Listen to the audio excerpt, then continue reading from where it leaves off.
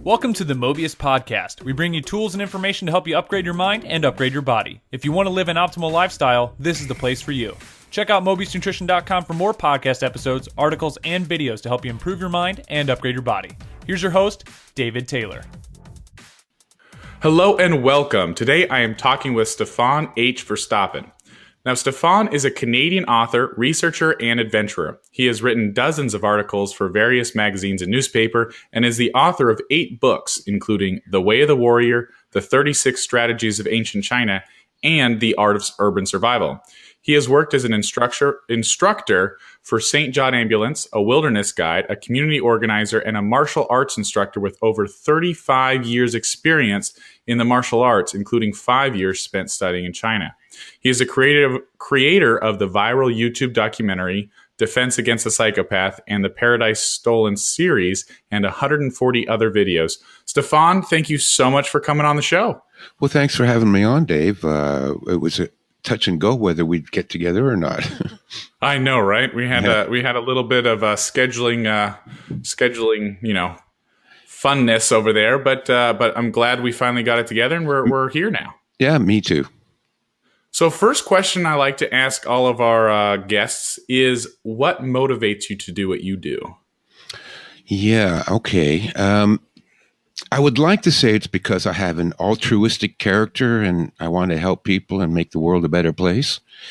But, I have to be honest with myself. I'm not sure if that's really completely honest. I do what I do because I can't help myself.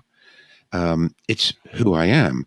And so I'm glad to be able to help people and to bring some knowledge into the world. And I do what I can to make the world a better place. But actually, I like doing it. And I've always done it, and I can't help myself. For example, you mentioned my martial arts experience. And when I started learning martial arts, I had no intention of becoming a master or an instructor or anything like that. I was just curious about it. And for reasons of, spiritual development, I thought I should look into this. And when I began, I thought, if I learned just one kata, which is, for those who don't know the terminology, a kata is like a prearranged routine of techniques. You've probably seen them in movies. You could say it's like a dance choreography that you learn. So, yeah, it's choreography, same thing. So they call it a kata, which is a set of fighting moves done in a specific manner. Turn left here, turn right there, do this technique, then that technique. And it's, these katas have been supposedly, although probably not really, but supposedly they've been handed down from master to student for hundreds, if not thousands of years. And they've always done exactly the same kata. And I thought, if I could just learn this one kata, one choreography, and even if it's just a simple one, I'll just do that for the rest of my life and I'll be happy. So my expectation was very low. I didn't have any ideas of, learning to be a fighter or a great master or anything like that. I just, I had meager expectations. But the thing is, I enjoyed doing it. I liked it. I became more and more curious, and so, 40 years later, 5 years in China and studying a dozen different styles, I now know like 20 different katas, very advanced, complicated routines and weapons routines. And I've been teaching, for at least 30 years now. I've had thousands of students. And so, I've written 3 books on the subject. And to be honest with you, yeah, I'm a master now. I mean, I don't know anybody, and I don't remember meeting anybody that has the skills and knowledge on the martial arts that I have. So, I guess I'm up there. But I've never asked anybody to call me master. My students don't call me sensei or sifu because I never assumed that title. First of all, I don't believe in titles anyways. I come from an old school which is you are what you show people you are. So I don't need you to call me some fancy name, master this or anything. I don't care for that. It's to me, it's just ego and self-aggrandizement. But watch what I do, and if you respect it and you want to learn, I will teach you. So, but the thing is, I love doing it. People think, oh, well, Stefan has had, he's got this great self-discipline to learn this martial art. Well, not just one, many, and to have continue to train year after year, 30, 40 years now, requires great self-discipline. But you know what? I don't see it as self-discipline because I enjoy what I do. It would be like somebody that loves to eat chocolate and they'll eat a chocolate bar every day. And no one would say, oh, that person is so disciplined. She eats chocolate every day, No, because she likes to eat chocolate. There's no discipline involved. So for me, the same thing. Everything that I do because it's what I enjoy doing. When it comes to the martial arts or to art or to writing, I just enjoy doing it. And I do it, 2, 3, 4, 5 times a week.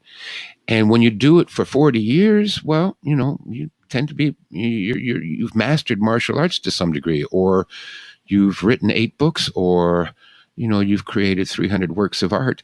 It's just something that you do regularly. And if you enjoy it, there is no discipline required because you're having fun.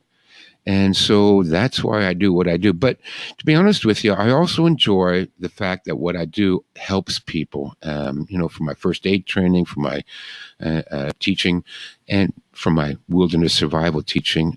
When I see people enjoying, what I'm able to give to them, I feel happy for that too. So, I do what I do because, it's just who I am. Awesome. That's awesome that you've been able to find your what you are passionate about. I mean, I think that's, what you said there about how, it takes about, eating a chocolate a day isn't necessarily discipline because you like eating chocolate every day, and for you, it's the same thing. That's so great that you've been able to take something you've enjoyed and that you do love and be able to just, form your whole career around that. And that's just, that's always great to hear. And you always know that person is committed to whatever they're doing. Yeah.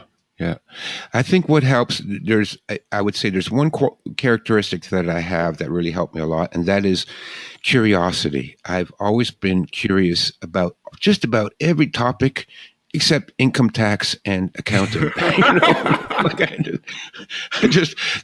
Those are subjects I couldn't care less about, but medicine, science, astrology, history, anthropology, art, music, I love all of it. I'm always fascinated and I'm always trying to learn. And so I have tried many, many things in my life, but the things that I love are martial arts, art, playing music, dancing in the rain. Those are the things I love. But I have gone through many, many activities that I found, no, not for me. So, for any advice to people on what to do is try many different things until you find those activities that resonate with you.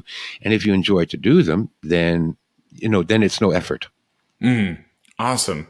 And I think the curiosity is a key aspect because that's how I am. So I'll be randomly researching into physics one week and into, stem cell therapy the next week. So it's all over the place. So I have that same passion for learning. And it's always nice to meet a kindred soul. Yeah, I would say that is the one defining characteristic. You got to be interested in things, Absolutely. I do credit my parents for that. So after the 437th why that I asked them, instead of telling me no, they just pointed me in the direction of the encyclopedias.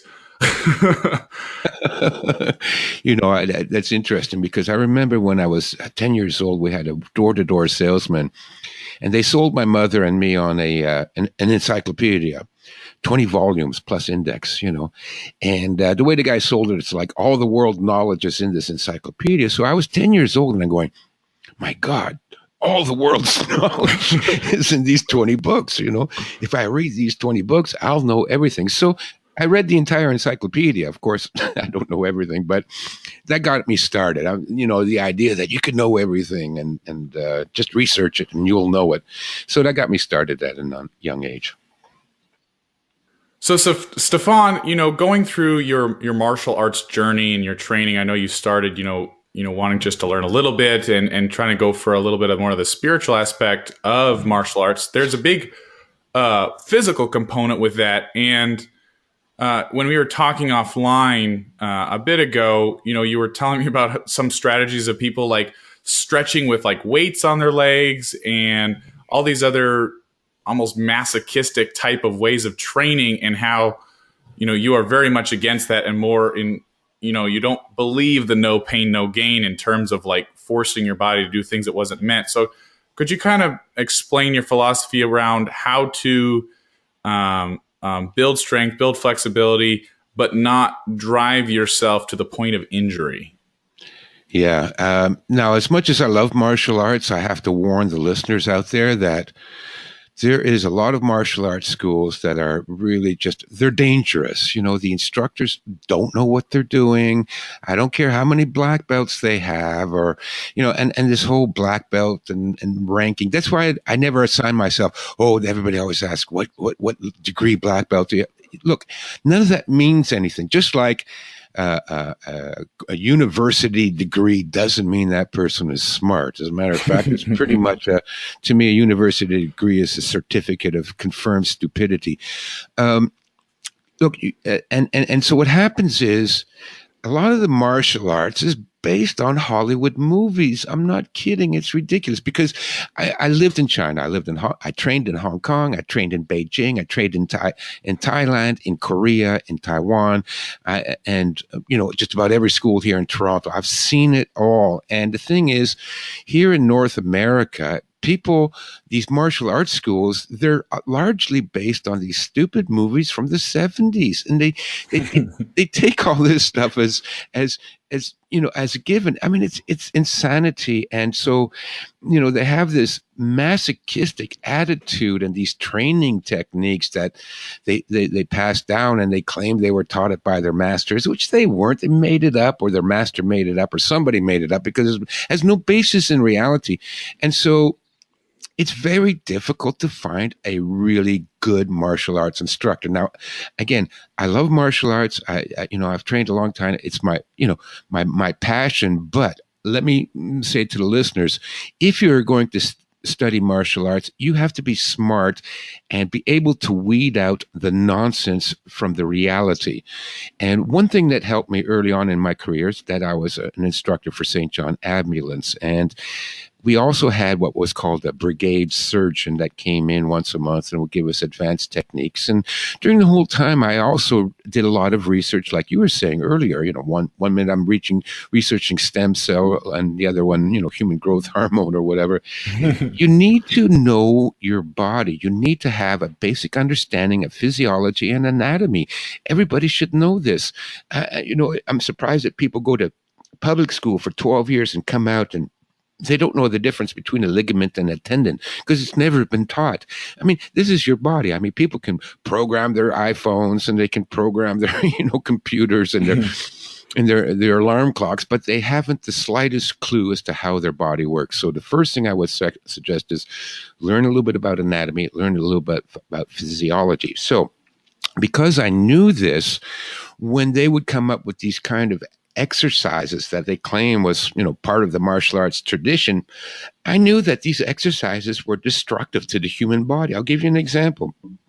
In the karate tradition, they have what's called punching the makawari board, which is a pine board, 2x4, and it's wrapped around with, rough twine, and you punch it and you punch it and you punch it until you get these big calluses on your knuckles.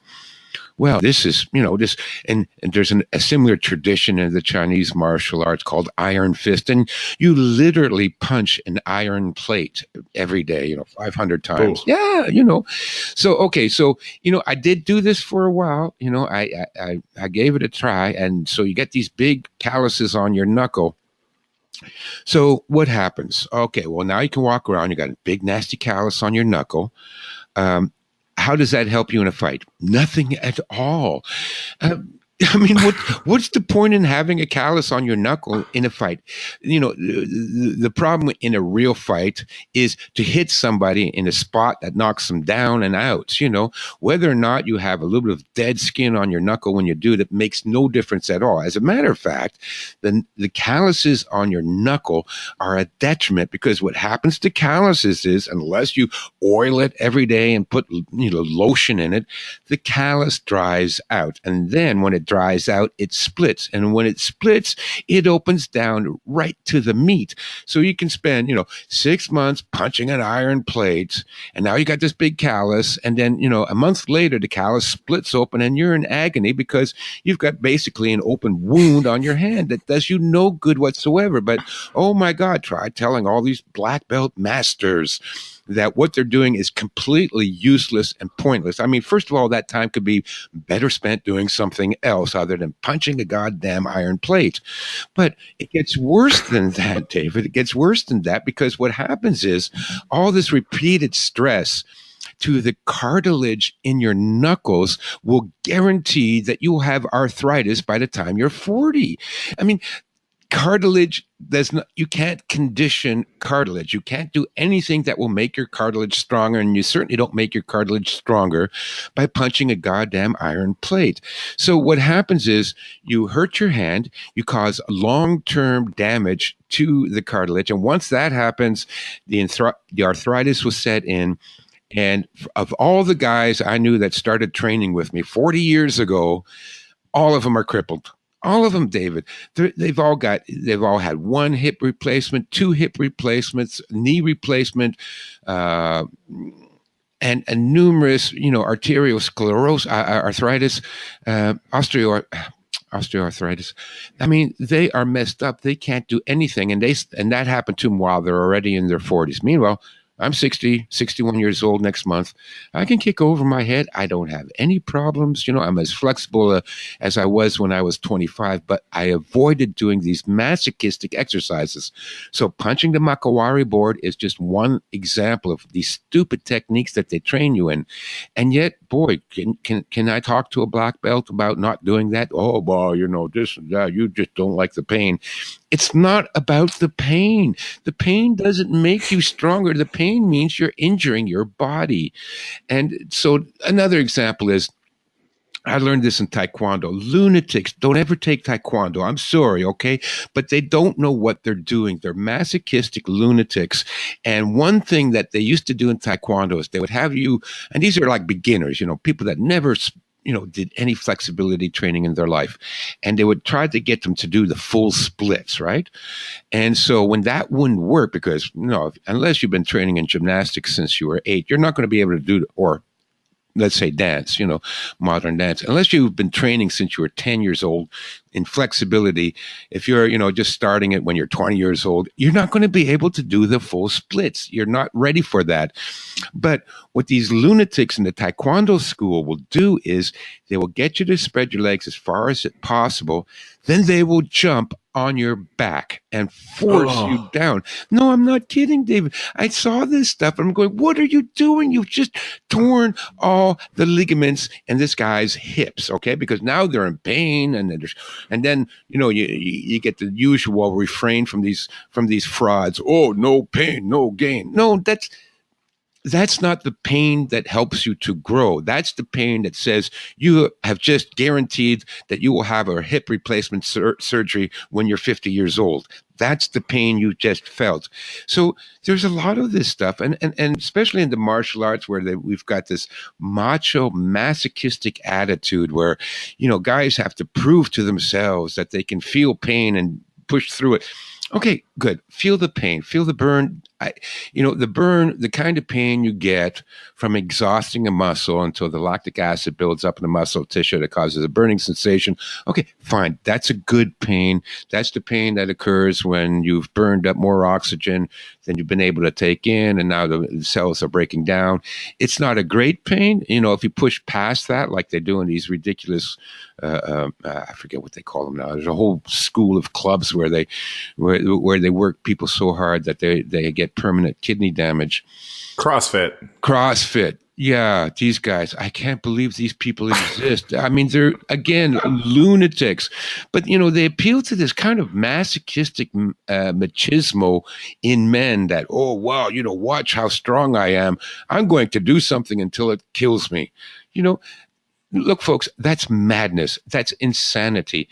So they will all do that, including, the other thing is, the ballistic stretches we used to do in Tai Kwon Do, as if, having the instructor jump on your back while you're trying to do the splits isn't bad enough. The other one was like tying weights to your leg and then doing quick kicks over your head where, like by the time your leg reaches the maximum degree of its flexibility as it comes up, that's where it should stop. Even then, without the weight, to do that kind of an exercise is dangerous. You're still hurting your body. But to add a weight to it where your body cannot control and reverse the inertia that weight is giving to your leg.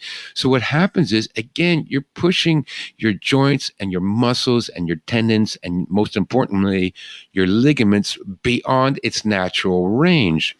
So now everybody's in pain. Oh, the next day they come to class. Oh, I can hardly walk. Yeah, because you just ripped all your ligaments. Now, what happens when you tear your ligaments? Does that mean you get more flexible?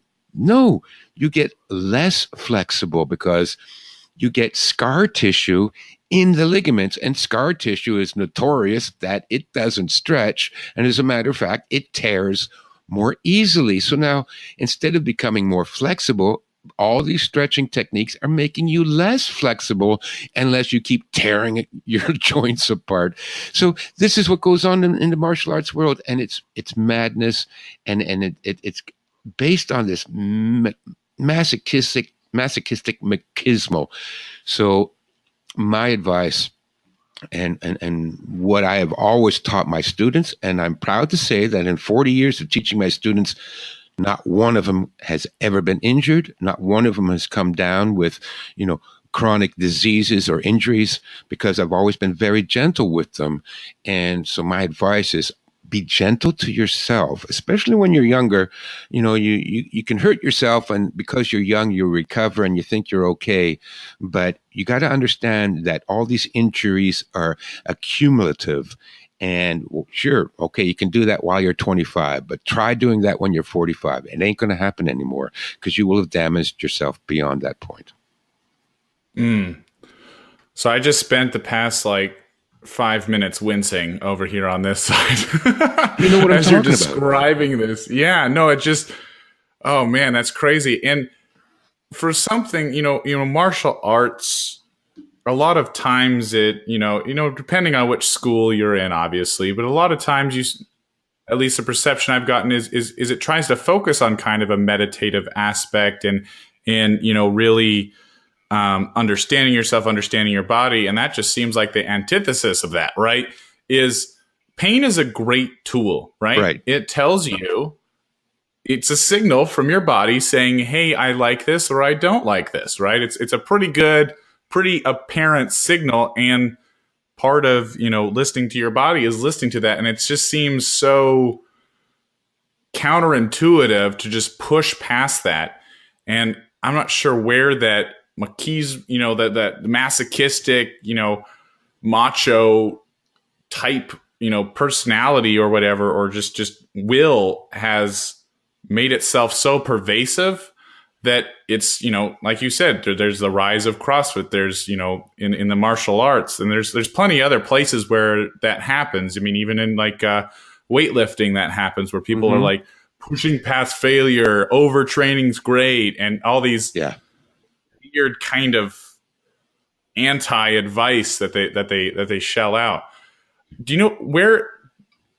And I mean, I know you some of that come from the movies in the 1970s, the old martial arts movies, but that whole mindset of you need to experience some serious pain in order to either prove your self-worth or make any progress. How have you seen that grow in the past? You've been in this business for a while. Have you seen that grow over your experience? And if so, why do you think that is? No, I don't think I've seen it grown. It's been the same as it's been when I first started.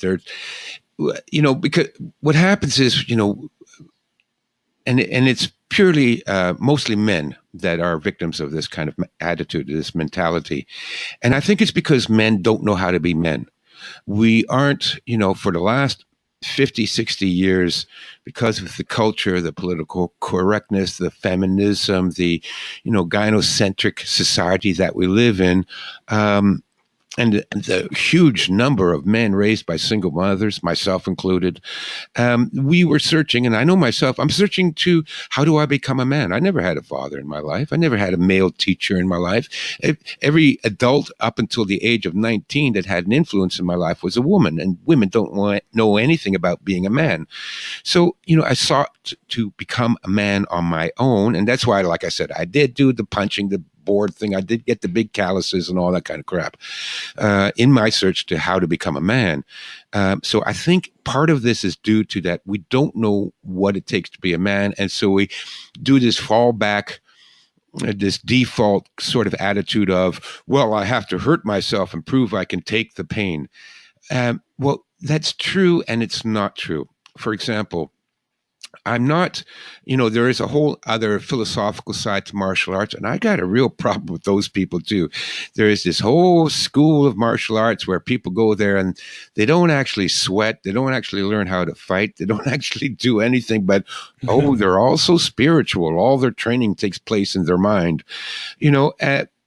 I don't like that either, because that is not a spiritual development. Martial arts, you need to suffer a little bit. Now, the suffering I'm talking about is you got to fight, you got to spar. So, yeah, I've had, bleeding lips and noses and bruises and things like that. And none of them were long-term effect, okay? Not the long-term effects that you'll get from training improperly. But when I started training martial arts, I made myself a promise, and that is I would not be a coward. So whatever it is I should do, I will do it. And I'll just take whatever happens to me. So I fought a lot. I've sparred thousands of people, thousands. And, Wow. I got hit and I got bruised and all that.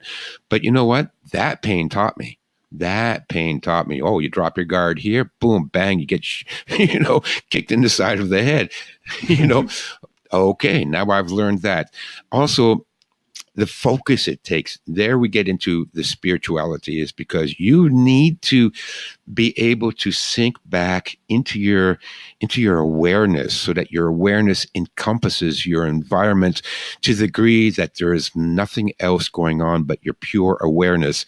And now we are getting close to the process of enlightenment, because the enlightenment comes through awareness. And now you can, train your awareness by sitting in meditation. That's good. But if you want to train your awareness with the equivalence of weights, then be calm, be aware, and fight while you're doing that.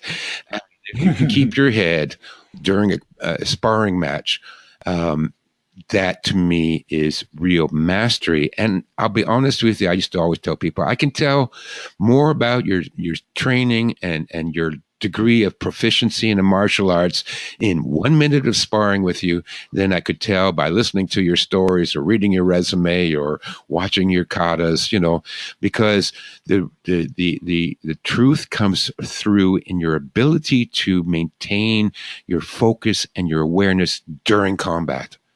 And so that's the kind of pain that teaches you. It's hard to do because people black out.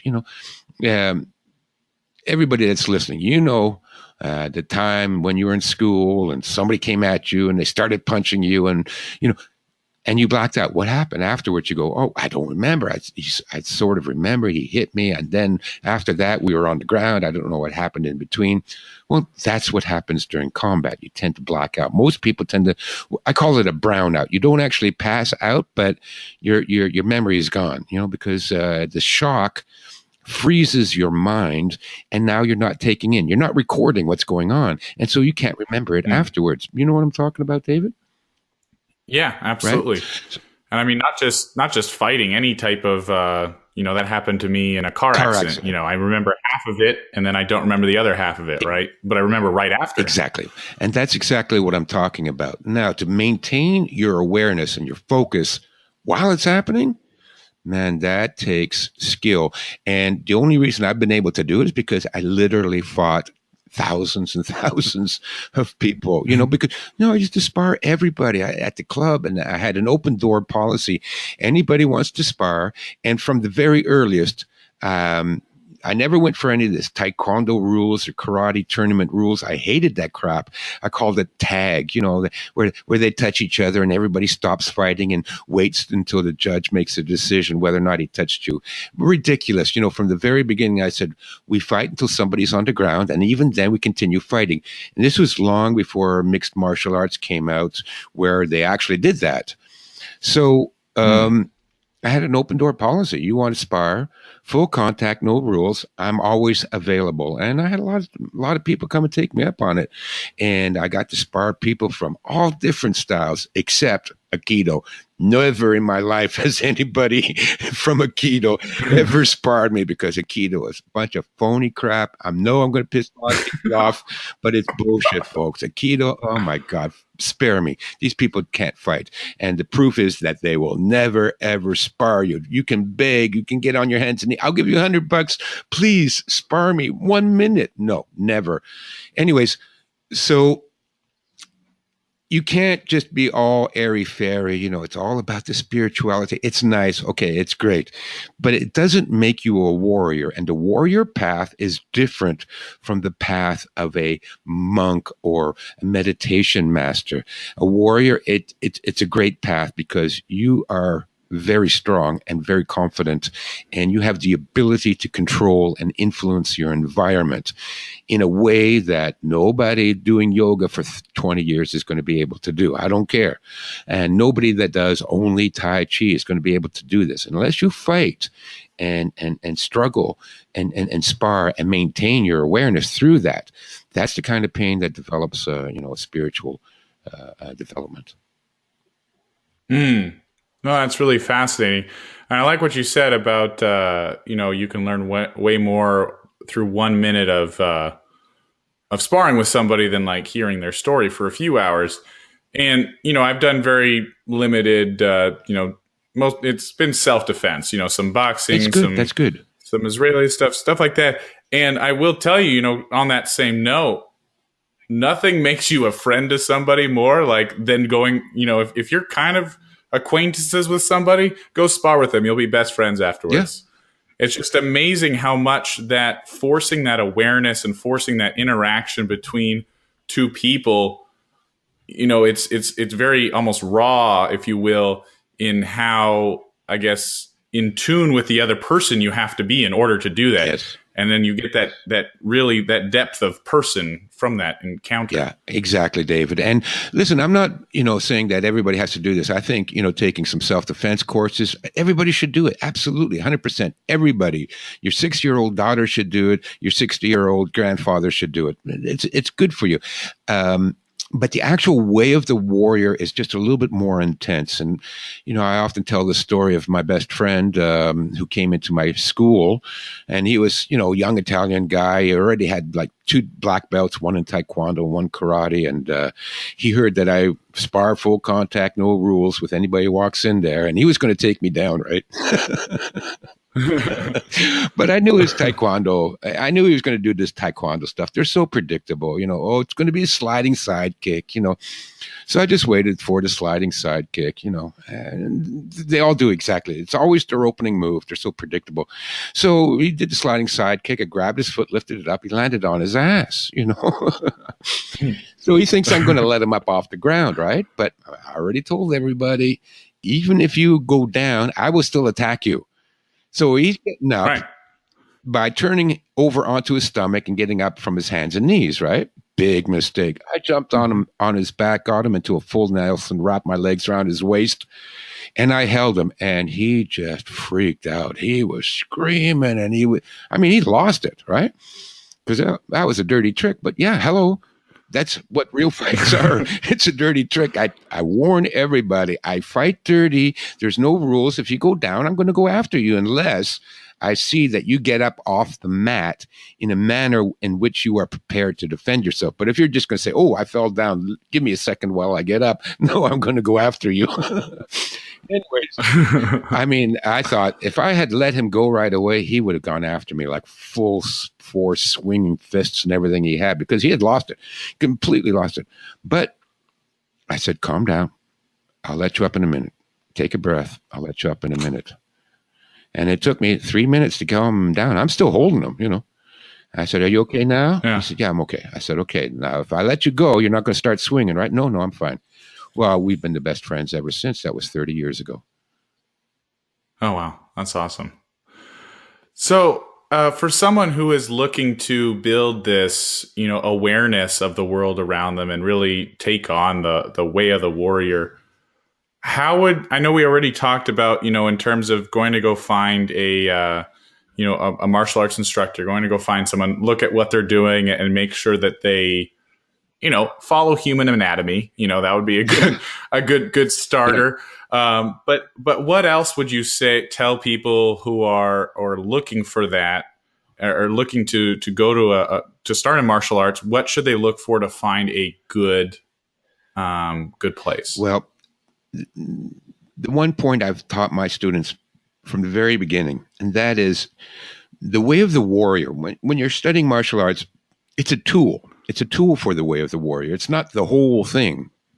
You still have other things you need to do. You need to, develop an affinity with nature. You have to be able to go outdoors in the bush and in the fields and swim in the lakes and trees and mountains. You have to study philosophy. You're not going to get philosophy in any martial arts school. Nobody teaches that stuff except some of these airy-fairy, Tai Chi schools, and then what they teach you is all nonsense anyways. You need to study and research the history. I mean, I've read the writings of all the great masters, the sword masters from Japan, and the Taoist texts and things like that. You need to study. It's on your own. But ultimately, the way of the warrior is your path. So the big mistake a lot of these martial arts schools do, and they all do it, it's like, well, in this style, we hold the pinky finger like this when we do a punch. Nonsense. You need to adjust not only the physical martial arts techniques, but the training techniques and the philosophy to your own personal characteristics. It's your path, David, right? You cannot just emulate somebody else and just, mimic their path, and that's yours. You have to create your own path. So, for example, some people are flexible and, they like some high kicks and they're pretty good at it. When I was younger, I was pretty good at the kicks. I'm a little bit older, so my kicks are slower. So I'd rather use a little bit more hand techniques or weapons. But look, you adjust, you adapt the techniques you learn to your own personality. So if you find a martial arts school, learn what they have to teach you. But if you don't like it, discard it. You don't have to do it exactly like the teacher tells you. So if they say, "Oh, well, today we're going to spend an hour punching a brick wall," no, bow out. Say, "I'm not doing that." I mean, I told my teacher that too. We did this thing there in Taipei, and he was, punching the floor. And I said, Master Tsai, I'm not going to do this anymore. And he goes, "Oh, but it's tradition." I said, "Yeah, I know. I'm not doing it." "Oh, okay then." So you have to be able to judge for yourself. And that's why I say you need to have some basic anatomy and physiology, okay? You need to know what is good for you and what's bad for you and avoid the bad, right? But if the only club in town is a karate club, then go and take karate. They have good kicks and good blocks. Some of their katas are a little bit too simple for my taste. And, but whatever, it doesn't matter. Learn the blocks, learn the kicks that you seem to enjoy, that seem to resonate with you. And then maybe 2 years later, take a Tai Chi class and take some techniques from there. And then a few years later, maybe some Jiu-Jitsu. A guy comes into town, he's offering a Jiu-Jitsu class for a weekend. Go and take that and borrow some of the techniques that you like that he has to teach or she has to teach. So what you need to do is create your own style. So yes, I teach Hung Gar, that's the name of the style, and also Siba, Lohan Chun, and those are the two styles that I teach. But no, it's really, ultimately, my style is my style, and your style is your style. You must create it for yourself. So learn from what you can, take the best of what people have to offer, but through your own knowledge and what seems to work, you have to be in touch with your body. Your body will tell you if something doesn't suit you because you won't feel good. And when your body says, "This is no good for me," then you discard that. And that's the best way to it's a long road, but I'll be honest with you, for those people that want to become superheroes and develop, psychic powers and supernatural stuff, martial arts is the way to go. And this is coming from a skeptic, but you develop a certain something after many, many years. They sometimes call it chi or ki in Japanese. There's a certain energy, a certain awareness, and it's almost like having superpowers. And I don't know how to describe it any other way, but it will come from there. And I've never seen anybody else develop it through any other spiritual path. I haven't seen yoga instructors with this ability. I've never seen dance instructors with this ability. So there's something there, but it's up to you to find it. You on your own, you can't rely on others to do it. You can get some stuff from other people, but ultimately it's your path. You must forge it for yourself. That's awesome.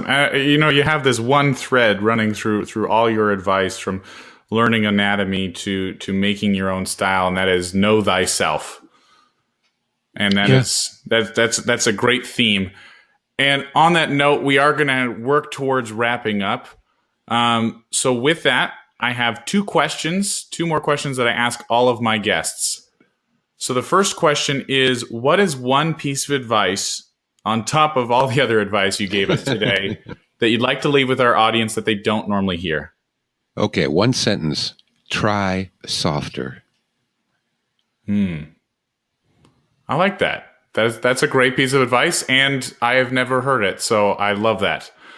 Next question is, what is one thing you'd like to challenge our audience with? So something that they can go and do. Right. Okay. So immerse your training in the elements. So whatever it is that you're doing, whether it's yoga, whether it's dance, Pilates, martial arts, do it outdoors under varying conditions. For example, the other day, just about a week ago, I was doing Tai Chi in the forest in a foot of snow during a snowstorm. Not snowstorm. It was like, when those big flakes just come floating down, and this was the most spiritual moment I've had in months. It was beautiful because, the forest in the wintertime is like silent. It's very quiet. And I'm surrounded by trees and the snow is gently fluffing down, and I'm doing my Tai Chi, and I'm surrounded by animals. There goes the mink, and then there's the ducks and the geese. And I even had a hawk fly overhead and screech and circle around. And I mean, this was like heaven. It was so spiritual, like you see in the movies, and that comes from doing your training under varying conditions. I've trained in the desert. I've trained on the rooftops of Hong Kong during snowstorms in the rain, 10 degree below zero weather. Get out in the outdoors, because the influence of the weather and nature is an added element to your training. Like we all train, indoors. It's nice and warm, and you got a soft floor and lots of lighting and mirrors and all. Do it late at night in the dark, in the forest. It adds a whole different element, and it will elevate your physical training to a spiritual level. Stefan, that was a great challenge. I appreciate you sharing that with us. Now, you've been able to share a lot of awesome stories and wisdom with us today, but I know there's a lot more. You've written 8 books. You've got plenty of videos to go watch as well as a website. So, Stefan, where can people learn more? So my website is China Strategies, one word, .com, and everything is up there. My books, my art, my videos, and all that kind of stuff. So that's the best place to go. China Strategies. I got that website 20 years ago when my first book came out, China Strategies, right? And I never changed the URL to something better. And so whatever, that's it. That's what it is, chinastrategies.com. And my most recent book is A Master's Guide to the Way of the Warrior, which touches upon everything that we've talked about, goes into the history and the philosophy, but also sensory enhancement training, awareness training, visualization training, how to overcome fear, how to be a leader. So everything is in that book. It is my magnum opus. Awesome. And we will have links to that in the show notes for everybody who is listening there.